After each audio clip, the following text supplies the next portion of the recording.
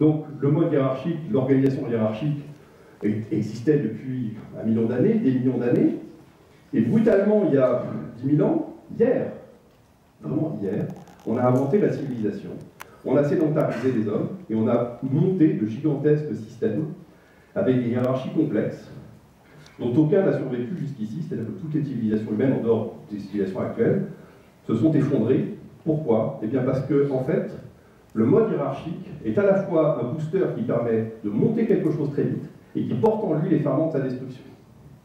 En tout cas, lorsqu'il dépasse un certain effectif. Alors, pourquoi est-ce que j'avais appelé mon livre La revanche du rameur? Parce que l'illustration de cette fragilité liée à la non-agilité, c'est cette fameuse fable qui a une quinzaine d'années, je vous la fais courte. Deux bateaux font une compétition, il y en a un qui perd, il s'interroge sur les causes de son échec, il voit que dans l'autre bateau, il y avait 8 rameurs et un barreur, et dans le sien, il y a un barreur, 5 consultants et 3 rameurs. Et donc, après moult réunions, il décide d'introduire des consultants qualité, des consultants Scrum, Agile, etc. Puis il n'y a plus qu'un seul rameur, là, il perd de 5 km, et il prend la bonne décision qui consiste à virer le rameur pour absence de résultat. Et c'est une histoire dont le côté dramatiquement ironique traduit malheureusement les choses qui sont dans le vécu quotidien, et on pense que c'est absurde, ce n'est pas du tout absurde, c'est normal. Vous mettez des humains ensemble, que ce soit des humains, d'ailleurs vous pouvez mettre des loups, des chiens, ce que vous voulez, il y a une hiérarchie qui s'installe parce que nous sommes programmés génétiquement pour constituer des hiérarchies. Et croire que les gens vont travailler sur un mode communautaire, naturel, sans créer de hiérarchie, c'est extrêmement dangereux. C'est un peu comme penser qu'une classe d'enfants va faire de l'autodiscipline quand le prof va faire un tour, si vous voulez.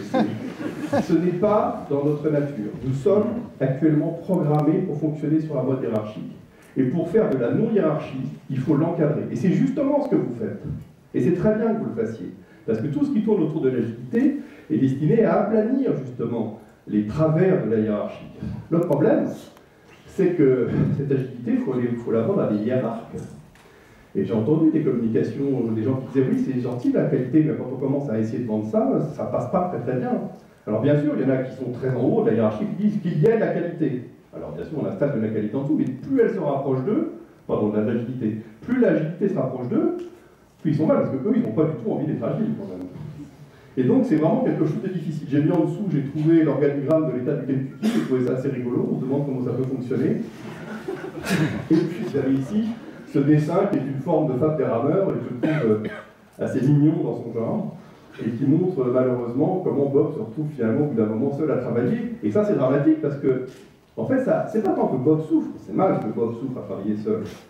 Le problème c'est que la productivité s'effondre. Et qu'on arrive à un système dans lequel l'administration du travail occupe tellement d'espace que le travail ne se fait plus, que la production est altérée. Or, spontanément, nous qui sommes dans des systèmes hiérarchiques, la majorité d'entre nous, nous avons envie d'être en haut de la pyramide, pas du tout en bas. On a envie d'administrer le travail, pas de le faire, c'est naturel. Et donc, au bout d'un moment, on se retrouve avec une administration du travail qui devient énorme, et le travail n'avance plus. L'autre problème, c'est que ce système hiérarchique crée des luttes de pouvoir, et quand quelqu'un monte dans une hiérarchie, dans un premier temps, il l'a fait pour faire le travail, mais très rapidement, le travail ne l'intéresse plus. Ce qui l'intéresse, c'est sa place dans la hiérarchie, et de monter dans cette hiérarchie. Et il ne faut pas porter de jugement de valeur là-dessus. C'est pas que c'est bien ou que c'est mal, c'est naturel. Et si on ne part pas du principe que c'est naturel et qu'on ne met pas en place un système pour l'empêcher, automatiquement, on aboutit à des systèmes hiérarchiques qui deviennent totalement destructeurs pour les structures. Je voulais finir avec cette phrase.